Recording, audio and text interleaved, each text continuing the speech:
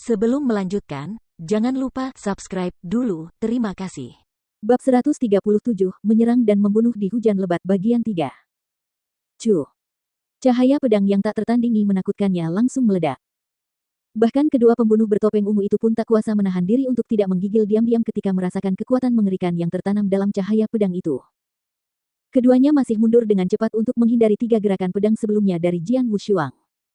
Orang yang menjadi sasaran ledakan cahaya pedang hanya punya waktu untuk mengacungkan pedang lunak ungunya, mencoba menangkis cahaya pedang. Ledakan. Cahaya pedang yang mengerikan itu melepaskan kekuatan yang sangat mengejutkan, menghantam pedang lunak berwarna ungu itu hingga terpental, lalu menggunakan sisa kekuatan cahaya pedang itu untuk menyerang tubuh pembunuh bertopeng ungu itu. Dalam sekejap, sebuah lubang berdarah besar, bulat, dengan diameter lebih dari 1 cm, muncul di tubuh pembunuh bertopeng ungu itu. Lubang berdarah itu menusuk tubuhnya, mencabik-cabik dan menghancurkan organ dan daging apapun yang dilewatinya. Mata pembunuh bertopeng ungu itu membelalak sementara darah mengalir deras dari mulutnya. Kemudian tubuhnya jatuh terlentang. Pembunuh bertopeng ungu pertama telah mati. Apa? Pembunuh bertopeng ungu lainnya yang masih hidup terkejut dengan pemandangan itu. Jantungnya tiba-tiba berdebar kencang saat mata dingin Jian Wushuang menatapnya. Berlari. Pembunuh bertopeng ungu yang mengesankan, seorang ahli puncak di alam kekosongan Yin Yang, tidak ragu untuk terbang ke langit.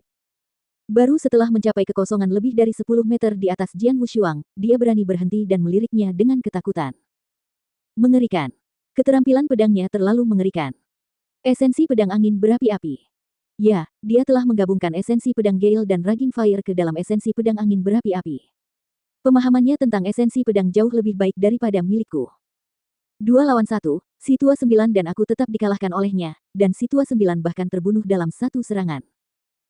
Kekuatannya jauh melampaui alam Void Yin awal yang umum.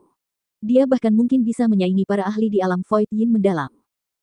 Pembunuh bertopeng ungu itu bergumam. Berjalan dalam kehampaan.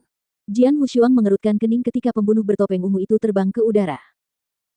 Para prajurit di alam kekosongan Yin yang mampu melakukan Void Walk, jadi Jian Wushuang tidak dapat menghentikannya jika dia ingin melarikan diri.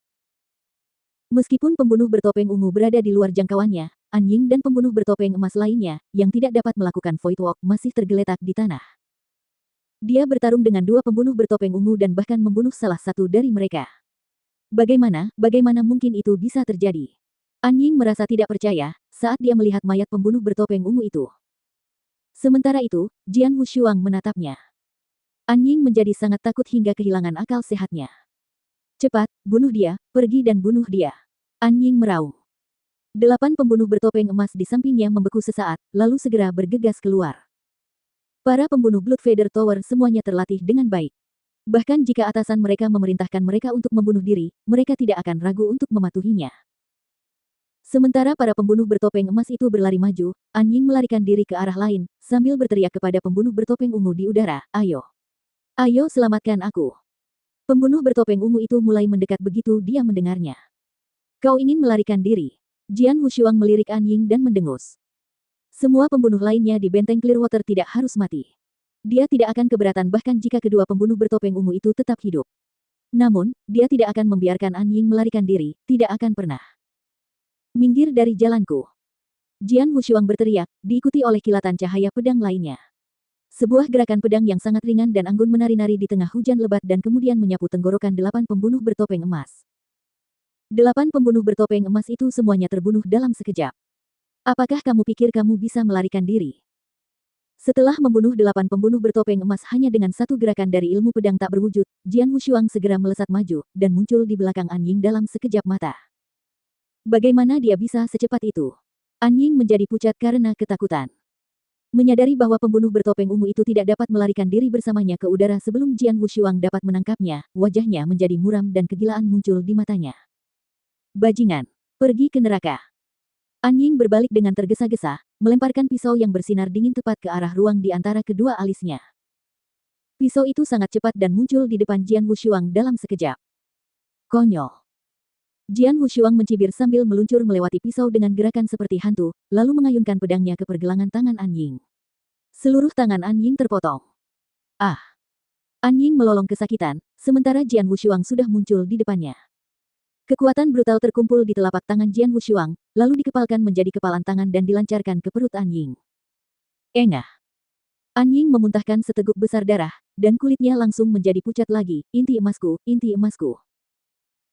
Meskipun An Ying juga seorang ahli di alam inti emas luar biasa, dia bahkan tidak memiliki kesempatan untuk melawan ketika Jian Wushuang menghancurkan inti emasnya. Inti emas adalah sumber kekuatan spiritual bagi para prajurit.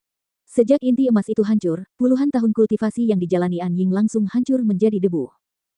Kau akan segera mati. Mengapa peduli dengan gold core-mu? Jian Wushuang tertawa mengejek. Dia mengulurkan tangannya dan mencengkeram leher An Ying, mengangkat tubuh An Ying ke udara seperti sedang mencengkeram seekor ayam, lalu membantingnya dengan keras ke tanah. Dong! Bahkan dengan penyangga air hujan yang terkumpul, pukulan itu membuat tanah di bawahnya retak. An Ying sekali lagi menyemprotkan darah dengan liar akibat kerusakan parah pada organ-organnya. Kemudian, dia pingsan karena rasa sakit yang hebat. Saat berikutnya Jian Wushuang mengangkat tubuh An Ying, menatap ke arah pembunuh bertopeng ungu di udara. Secercah rasa takut yang tak tertandingi muncul di mata pembunuh bertopeng ungu itu, jadi dia tidak berani turun dan bertarung dengan Jian Wushuang, bahkan untuk An Ying. Pembunuh bertopeng ungu. Biasa saja. Mengabaikan pembunuh bertopeng ungu itu, Jian Wushuang menyeringai dan segera menyeret An Ying keluar dari halaman. Tak lama kemudian, dia menghilang dari pandangan pembunuh bertopeng ungu itu. Pembunuh bertopeng ungu itu berdiri sendirian di udara, menatap lautan darah di tanah. Sebagai satu-satunya yang selamat di benteng itu, dia tidak bisa menahan diri untuk tidak berkata-kata. Pembantaian ini membawa kerugian besar bagi Blood Feather Tower. Lebih dari 100 pembunuh bertopeng tembaga dan bertopeng perak di seluruh benteng Clearwater terbunuh hingga orang terakhir. Kedua belas pembunuh bertopeng emas semuanya tewas dalam pembantaian itu. Tentu saja, kerugian tersebut tidak ada apa-apanya jika dibandingkan dengan kematian pembunuh bertopeng ungu itu dan tertangkapnya An Ying. Aku tidak menyangka bahwa Jian Wushuang, yang jatuh ke jurang 2 tahun lalu, masih hidup dan telah meningkatkan kekuatannya sedemikian rupa dalam waktu yang sesingkat itu. Pembunuh bertopeng ungu itu menggenggam tangannya. Karena dia masih hidup, Menara Bulu Darah akan berada dalam masalah besar.